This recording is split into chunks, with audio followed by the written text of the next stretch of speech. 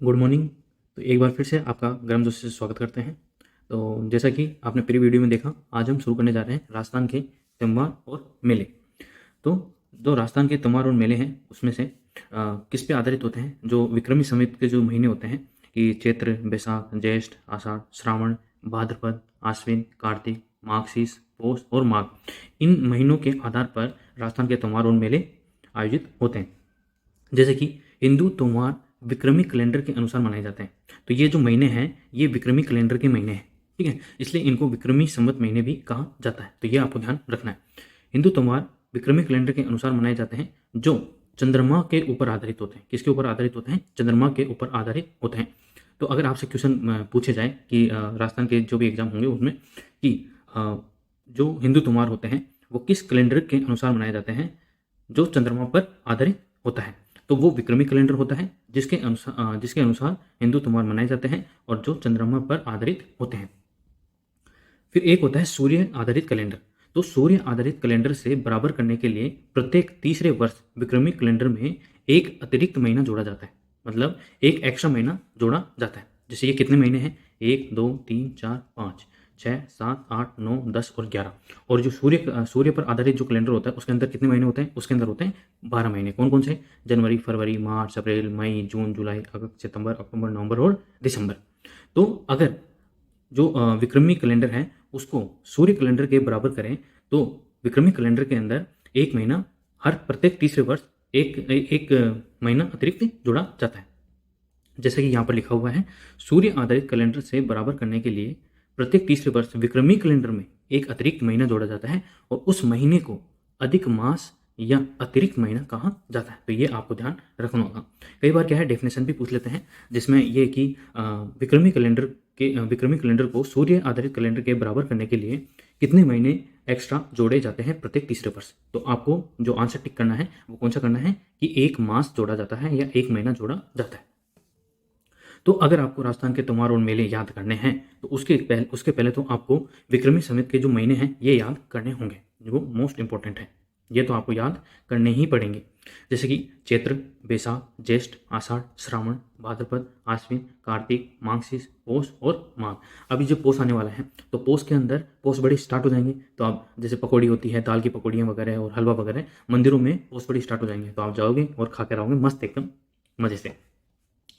तो सबसे पहला जो हमारा महीने के अकॉर्डिंग हम देखेंगे कि उस महीने के अंदर कौन कौन से त्यौहार आते हैं और कौन कौन से मेले आते हैं। और महीने के अंदर महीने के दो पार्ट होते हैं, एक होता है कृष्ण पक्ष और एक होता है शुक्ल पक्ष।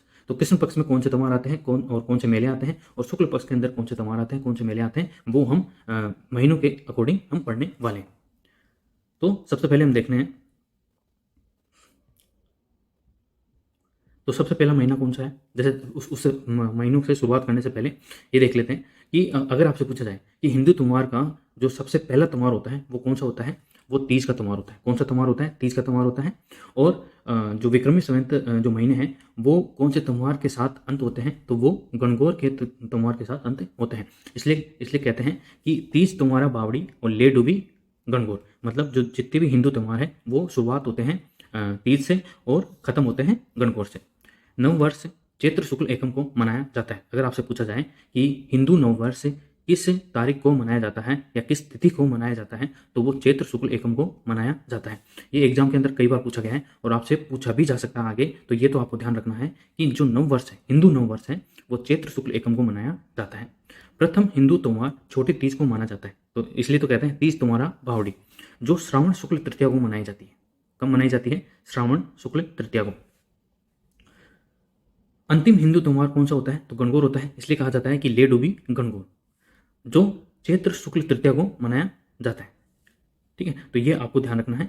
जो प्रथम हिंदू त्यौहार होता है वो होती है छोटी तीज, जो श्रावण शुक्ल तृतीया को मनाया जाता है। और जो अंतिम हिंदू त्यौहार होता है वो होता है गणगौर, और जो चैत्र शुक्ल तृतीया को मनाया जाता है। तो ये दो चीज़ें आपको ध्यान रखनी है। ठीक है, अगर आप ये सेंटेंस याद कर लोगे ना तब आपको ये याद करने की जरूरत नहीं पड़ेगी कि शुरुआत किससे होती है और अंत किससे होती है। और ये बहुत आसान है याद करना, तीज तुम्हारा बावड़ी ले डूबी गणगौर। तो चलिए शुरू करते हैं हमारा चैत्र माह। तो चैत्र माह के कृष्ण पक्ष में मनाए जाने वाले त्यौहार देख लेते हैं पहले।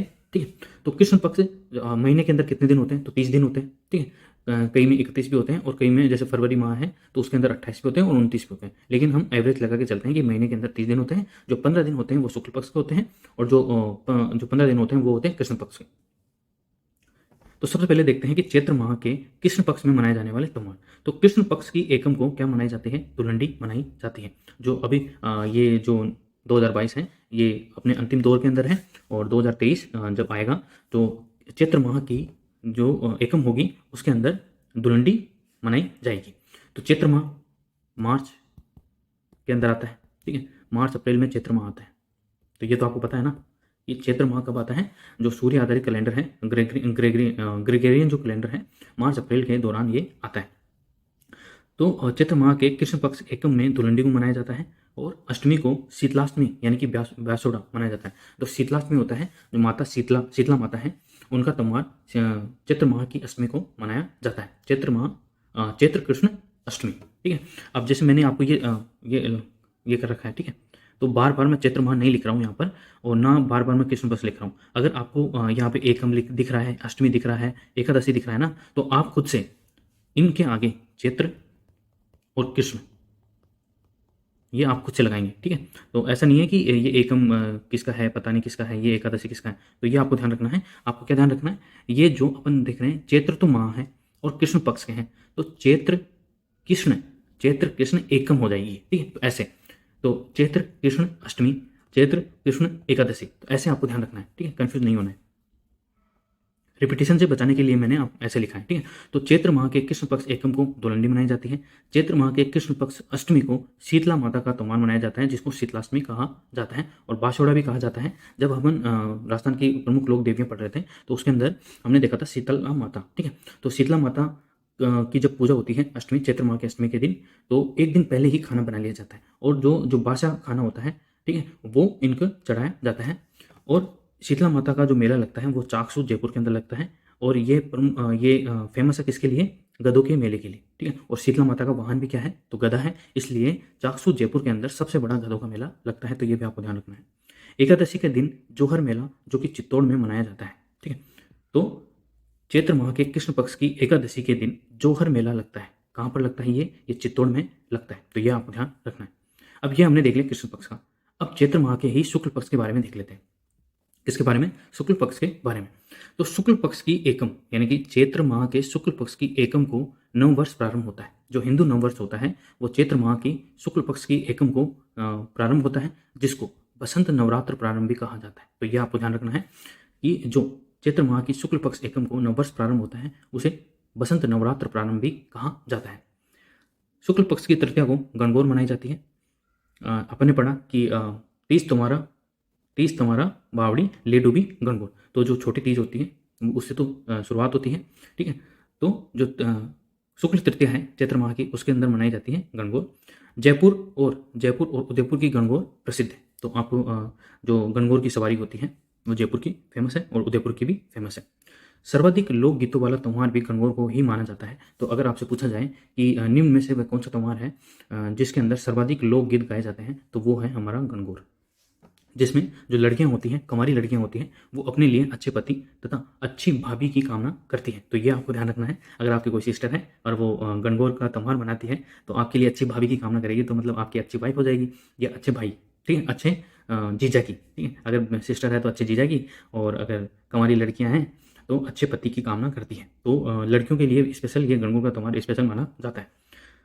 शुक्ल चतुर्थी के दिन जैसलमेर में केवल गोरी की गणगौर निकाली जाती है। किसकी निकाली जाती है? गोरी की गणगौर। और गोरी किसे कहा जाता है? तो जो भगवान शिव की जो पत्नी है, ठीक है, उनको गोरी कहा जाता है। शुक्ल पंचमी चैत्र माह की शुक्ल पंचमी को गुलाबी गणगौर और चुनरी गणगौर नाथ द्वारा राजसमंद में मनाई जाती है। तो अगर आपसे पूछा जाए कि गुलाबी गणगौर और चुनरी गणगौर इस तिथि को मनाई जाती है, तो वो मनाई जाती है चैत्र माह की पंचमी को। और कहाँ मनाई जाती है? तो वो नाथ द्वारा राजसमंद में मनाई जाती है। तो यह आपको ध्यान रखना है कि गुलाबी गणगौर और जो चुनरी गणगौर है वो नाथ द्वारा राजसमंद में मनाई जाती है और वो चैत्र माह की शुक्ल पक्ष की पंचमी को मनाई जाती है। तो यह आपको ध्यान रखना है। शुक्ल पक्ष की अष्टमी के दिन अशोक अष्टमी मनाई जाती है, अशोक अष्टमी, ठीक है। और नवमी के दिन राम नवमी मनाई जाती है। तो अगर आपसे पूछा जाए कि चैत्र माह की शुक्ल नवमी को क्या मनाया जाता है? तो रामनवमी मनाया जाता है। शुक्ल पूर्णिमा, पूर्णिमा कब होता है? जब जो 15वां दिन होता है कंप्लीट, जब जो चांद होता है वो पूरा गोल दिखाई देता है, उसको बोलते हैं पूर्णिमा। तो पूर्णिमा का दिन हनुमान जयंती मनाई जाती है। जय श्री राम, जय हनुमान जी। तो अगर अभी तक आपने वीडियो को लाइक नहीं किया है तो लाइक करें, शेयर करें, और चैनल को सब्सक्राइब नहीं किया तो चैनल को सब्सक्राइब भी कर लें ऐसे ही और वीडियो देखने के लिए।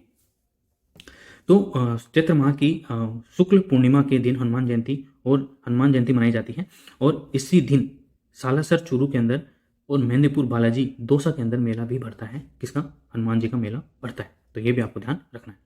तो हमने चैत्र माह के कृष्ण पक्ष में आने वाले त्योहारों के और मेले के बारे में देख लिया, और शुक्ल पक्ष में आने वाले त्योहार और मेले देख लिए। तो नेक्स्ट चैत्र माह के आगे कौन सा आता है? तो वो आता है बैसाख माह। तो बैसाख माह के अंदर भी दो पक्ष होते हैं, एक होता है कृष्ण पक्ष और एक होता है शुक्ल पक्ष। ज़्यादातर त्योहार और जो मेले होते हैं वो शुक्ल पक्ष के अंदर मनाए जाते हैं, क्योंकि जो रात्रि के अंदर जो होता है ना, वो जो कृष्ण पक्ष के अंदर तो जो रात होती है वो एकदम घनघोर काली होती है, और शुक्ल पक्ष के अंदर रात जो होती है वो होती है चांदनी रात। ठीक है। तो वैशाख माह में वैशाख माह के कृष्ण पक्ष तृतीया के दिन डींगा घबर मेला लगता है, जो कहाँ लगता है? वो जोधपुर के अंदर लगता है। तो ये आपको ध्यान रखना है। कृष्ण पक्ष वैशाख माह में कृष्ण पक्ष के अंदर लगभग एक ही है। ठीक है। तो शुक्ल पक्ष के अंदर आ जाते हैं। वैशाख माह के अंदर जो शुक्ल पक्ष है उसके अंदर कौन कौन से त्योहार मनाए जाते हैं? तो वैशाख माह के शुक्ल पक्ष की तृतीया को अक्षय तृतीया या आका तीज मनाई जाती है। इंपॉर्टेंट क्वेश्चन है ये। ठीक है। अगर आपसे तिथि पूछी जाए कि अक्षय तृतीया या आका तीज किस तिथि को मनाई जाती है निम्न में से, तो आपको ध्यान रखना है कि वैशाख माह के शुक्ल पक्ष की तृतीया को अक्षय तृतीया या आका तीज का त्योहार मनाया जाता है। शुक्ल पक्ष की पूर्णिमा के दिन बुद्ध पूर्णिमा और पीपल पूर्णिमा मनाई जाती है। तो बुद्ध पूर्णिमा और पीपल पूर्णिमा मनाई जाती है वैशाख माह के शुक्ल या वैशाख माह के पूर्णिमा के दिन। अब वैशाख माह में आने वाले शुक्ल पक्ष के अंदर मेले। बाणगंगा मेला। तो बाणगंगा मेला कहाँ लगता है? तो बाणगंगा मेला आपको ध्यान रखना है कि विराटनगर जयपुर के अंदर बाणगंगा का मेला लगता है। गोमती सागर मेला झालरापाटन झालावाड़ में लगता है, जो एक तरह का पशु मेला है, और इसके अंदर मालवी नस्ल की जो जानवर की जो नस्ल है उसका मेला लगता है। तो ये मालवी नस्ल कौन से जानवर की है, ये मुझे आप कमेंट बॉक्स में बताएं। नक्की झील मेला माउंट आबू सिरोही के अंदर लगता है। ये सारे मेले वैशाख माह के शुक्ल पक्ष के अंदर लगते हैं। ठीक है। और मैंने कारण बता दिया, क्योंकि ज़्यादातर त्योहार और मेले शुक्ल पक्ष के अंदर ही मनाए जाते हैं, क्योंकि वहाँ पर जो रात होती है वो चांदनी रात होती है। मातृकुंडिया मेला चित्तौड़गढ़ के अंदर लगता है, और गोमतेश्वर मेला अरनोद प्रतापगढ़ के अंदर लगता है। तो हमने चैत्र के बाद वैशाख माह देखा। कृष्ण पक्ष की तृतीया को डींगा गौर मेला जोधपुर के अंदर लगता है, और जो शुक्ल पक्ष मेला है, जो वैशाख माह का शुक्ल पक्ष है उसकी तृतीया को अक्षय तृतीया और आका तीज। ठीक है। पूर्णिमा को बुद्ध पूर्णिमा और पीपल पूर्णिमा। और जो प्रमुख मेले लगते हैं वैशाख माह के वो शुक्ल पक्ष में लगते हैं, जैसे कि बाणगंगा मेला, गोमती सागर मेला, नक्की झील मेला, मातृकुंडिया मेला और गोमतेश्वर मेला। आई होप आपको ये वीडियो और ये जो इन्फॉर्मेशन मैं आपको दे रहा हूँ ये काफ़ी हेल्पफुल रहेगी आपके आने वाले एग्जाम्स के अंदर। नेक्स्ट है चैत्र हो गया, वैशाख हो गया, अब आता है तीसरा महीना ज्येष्ठ। ठीक है। तो ज्येष्ठ माह के कृष्ण पक्ष की अमावस्या को बड़ अमावस्या का त्योहार मनाया जाता है, जिसमें वट वृक्ष की पूजा की जाती है। वट वृक्ष कौन सा वृक्ष होता है आप मुझे कमेंट बॉक्स में बताइए। तो ज्येष्ठ माह के कृष्ण पक्ष की अमावस्या को बड़ अमावस्या कहा जाता है, और जिसमें वट वृक्ष की पूजा की जाती है। अमावस्या क्या होती है? जिसमें चांद पूरी तरह से दिखाई नहीं देता है, एकदम अंधेरी, घोर अंधेरी काली रात होती है, उसको बोलते हैं अमावस्या। ठीक है। और कई आपने भूतों की फिल्में देखी है तो कई बार आपने सुना होगा डायलॉग कि घनघोर अमावस्या के अंदर जो भूत प्रेत होते हैं उनकी शक्तियाँ बढ़ जाती है, तो वो वाली अमावस्या होती है ये। तो ज्येष्ठ मास में कृष्ण पक्ष की अमावस्या को बड़ अमावस्या भी कहा जाता है, जिसमें वट वृक्ष की पूजा की जाती है।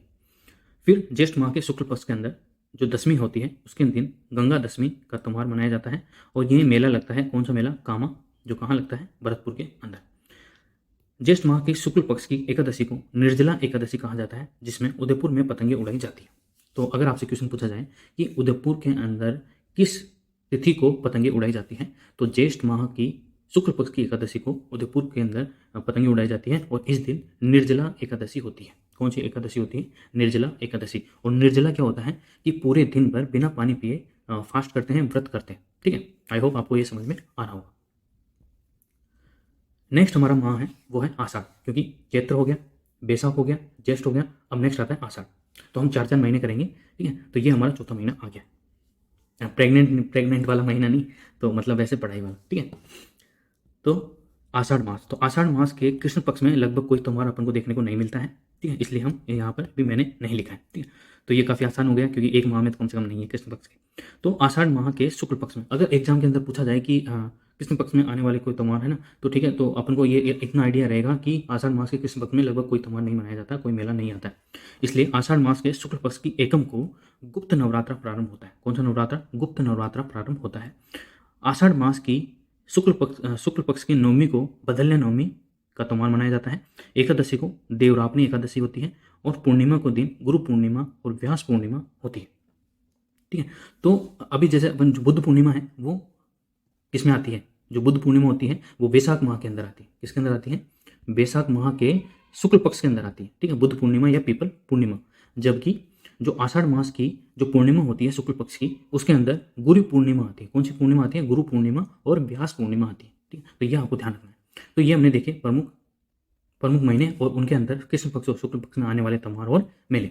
तो ये हमारा फर्स्ट पार्ट रहेगा। सेकंड पार्ट और थर्ड पार्ट, 3-4 पार्ट के अंदर आगे और भी महीने आएंगे जिसके अंदर हम ये पढ़ेंगे। इसकी पीडीएफ आपको टेलीग्राम चैनल पे मिल जाएंगी, लिंक आपको इसी वीडियो को डिस्क्रिप्शन में देखने को मिल जाएगा। और प्लीज़ चैनल को लाइक करें, शेयर करें और चैनल को सब्सक्राइब जरूर करें। Thank you so much.